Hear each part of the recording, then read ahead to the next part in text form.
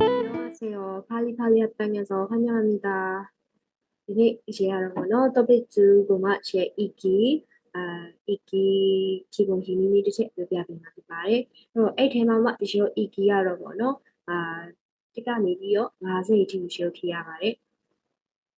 내가 제가 내가 50 피하고요. 내가 제가 내니까로 뒤로 그라마네 받아비요 피하고요. အဲ့တော့ဒီရှိုးကဒီနံပါတ်1နဲ့2ကိုဖြည့်ဖို့တက်ဆိုရင်တော့ grammar လေးတွေကိုရှိုးလေ့ကျင့်ထားမှာဖြစ်ပါတယ်။ကဲဒါဆိုရင်1နဲ့2ဒီရှိုးခေါင်းစဉ်လေးဖတ်ကြည့်အောင်။빈칸에 들어가마로 가장 알맞은 것을 고르십시오.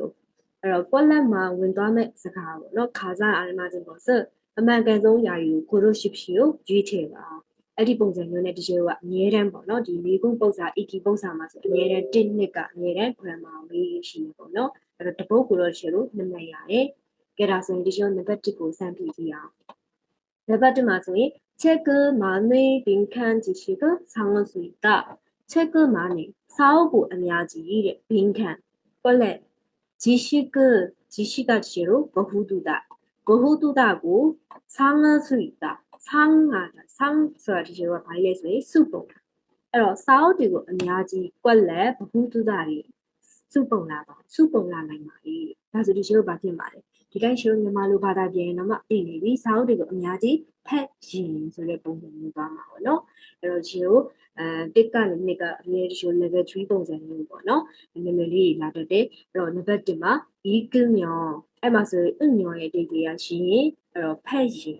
အဲ့တော့တစ်ခါရှိုးတန်းပြီးတော့အဖြစ်ထွက်သွားပြီပေါ့နော်ဒါမှဒီရှိုးကျန်တဲ့ grammar လေးလည်းဆက်လေးလာကြည့်ရအောင်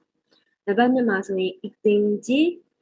အဲ့တော့ 이등지ကကြာဒီရှိုးက진지ရဲ့တိတ်ကြီးကဖြစ်စီမဆိုဆိုတဲ့တိတ်ပဲအဲ့တော့စာအုပ်ကိုအများကြီးဖတ်စီမဆိုဘဟုတုတတွေစုပုံနိုင်တယ်အဲ့ရောက်ရှိုးဖြစ်နိုင်ပေါ့နော်အဲ့ဒါကြောင့်ရှိုးအဖြစ်မှာပါတယ်ဒါဒါဆိုရင်နံပါတ်3ရှိုးဖတ်ကြည့်မယ်ဆိုရင် 있지만ဖတ်ပြီးမဲ့စာအုပ်ဖတ်ပြီးမဲ့ဘဟုတုတရစုပုံနိုင်တယ်ဆိုတော့လေမဟုတ်ဘူးပေါ့နော်အဲ့ဒါပဲနောက်တစ်ခု icona ဖတ်တာပဲဖြစ်ဖြစ်အဲ့တော့ဖတ်တာပဲဖြစ်ဖြစ်ဘဟုတုတတွေကတော့အများကြီးစုပုံနိုင်တယ်ဒါကြီးကလည်းမဟုတ်ဘူးเนาะအရှိက ita ဆိုနောက်ကလည်း verb တစ်ခုပါမှာပေါ့နော်အဲ့တော့ဒီနေရာမှာရှိတော့ noun ဖြစ်နေတဲ့ပုံစံမျိုးဒါလည်းတော့မဟုတ်ဘူးပေါ့အဲ့တော့တနည်းအားဖြင့်ရှိတော့နံပါတ်1 이등용ဖြစ်မှာပေါ့နော်ဒါဆိုရင်နံပါတ်2ပုံစံကိုဒီလိုထပ်ပြီးတော့လုပ်ကြည့်ကြည့်အောင်နံပါတ်2မှာဆိုရင်꽃이 빵아 피기 시작하는 거군요ပန်းပွင့်တာပန်းနေစပွင့်နေဆိုတဲ့ဟာကိုဘုံနေနေလိုက်ရတော့တဲ့ဘုံကြီးຫນွေဦးကတော့ကွက်လန်းဆိုပြီးတော့ပြောတယ်ဒါဆိုရင်ရှိုးနံပါတ်1ကိုကြည့်ကြည့်အောင်โอ้ခွန်းလာတာအဲ့မှာဆိုရင်ခွန်းလာတာလေးတိတ်ပြရှိုးလုံးလေးလောက်ထားရှိတယ်ဆိုတဲ့ခွန်းမှာပဲအဲ့တော့နေပန်းနေစပွင့်တာနဲ့ဟိုຫນွေဦးကဖြစ်လုံးလေးလောက်ထားရှိတယ်ဖြစ်လာလေးရောက်လာလေးထားရှိတယ်အဲ့လိုပုံစံမျိုးဆိုတော့ဒီလိုတော့မဟုတ်ဘူးเนาะပန်းနေကတချို့ပုံစံနဲ့ပွင့်နေလို့အဲ့လိုပုံစံမျိုးတော့မဟုတ်တော့နံပါတ်1မဟုတ်ဘူးနံပါတ်2ကိုရှင်းကြည့်လိုက်မယ်ဆိုရင် on မိုးရနေတာအဲ့တော့ຫນွေဦးကရောက်လာနေပုံပဲဒါဆိုရင်ဒီကျုပ်ဘာသာပြန်တဲ့အခါမှာရောမြန်မာလူဘာသာပြန်တဲ့အခါမှာကိုက်နေတယ်ပေါ့နော်အဲ့တော့နံပါတ်2ကရှင်းလို့ဖြစ်မှာလေဆိုရင်အဖြစ်မှလေးထွက်လာပြီဒါဆိုရင်နံပါတ်3ရှင်းဆက်ပြီးတော့ကြည့်ကြည့်အောင် 오는 편이다လာတဲ့ဘက်မှာပါတယ်ရောက်လာတဲ့ဘက်မှာပါတယ်ပန်းနေစပွင့်တာကိုမြင်လိုက်ရတော့လူရာတီကရောက်လာတဲ့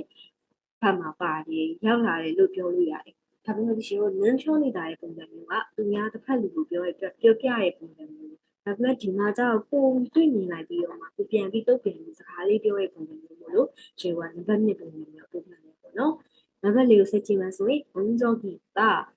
မြေဦးကတော့ရောက်လာဖူးတယ်ဒီကချပီတာကျိုးအတိတ်မှာဖြစ်ခဲ့တဲ့ကိစ္စပြောတဲ့ပုံစံမျိုးဆိုတော့ရတယ်မချိနိုင်ဘူးပေါ့နော်အဲဒီရှင်နံပါတ်2ရဲ့အဖြစ်မှာတော့နံပါတ်2ဖြစ်တယ်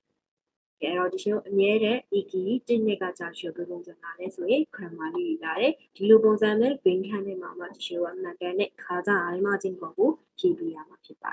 တယ်ဒါဆိုရင်ဒီရှင်ဒီနေ့ရဲ့ဖြည့်ပုံဖြည့်နည်းလေးဒီလိုထင်ပါတယ်နောက်ဗီဒီယိုမှာတွေ့မယ်နော်안녕